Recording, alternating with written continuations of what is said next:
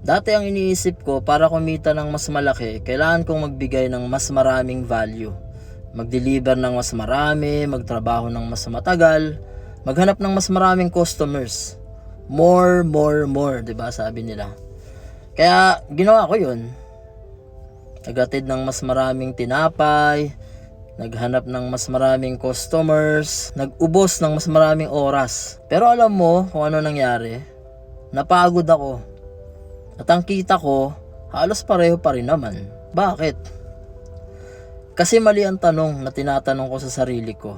Ang tanong ko dati, paano ako magbibigay ng more value? Dapat pala ang tanong ko, paano ako mag-o-offer ng higher value? Malaking pagkakaiba yun, di ba? Ganito ko to naintindihan. Yung more value, ibig sabihin, mas marami ng parehong bagay, mas maraming tinapay, mas maraming oras, mas maraming tao na asikasuhin. Pero, ang presyo, hindi ganong nagbabago.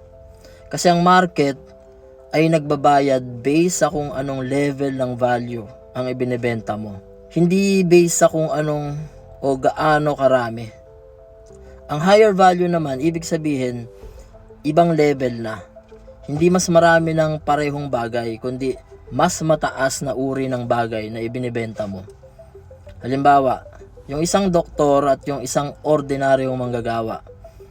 Parehong nagtatrabaho yun ng 8 oras, pero bakit mas malaki ang kita ng doktor? Hindi dahil mas marami siyang ginagawa, di ba? Kundi dahil mas mataas ang level ng value ng kanyang expertise. Ganito rin ang nangyari sa akin.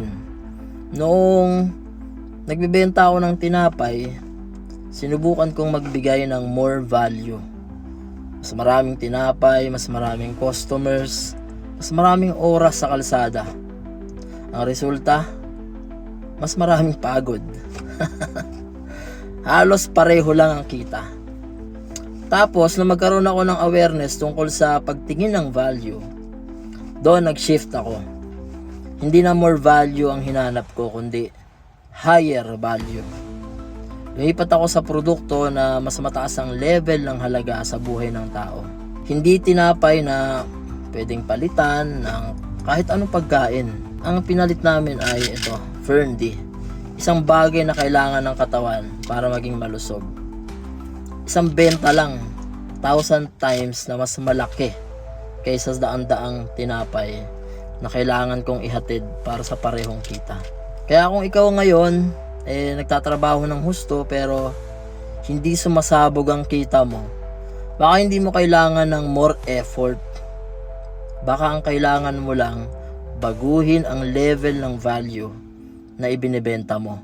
Kasi walang sino man ang nagiging mayaman sa pagbibigay ng more pero mababang value. Nagiging mayaman ka sa pag-angat ng level ng value na hawak mo.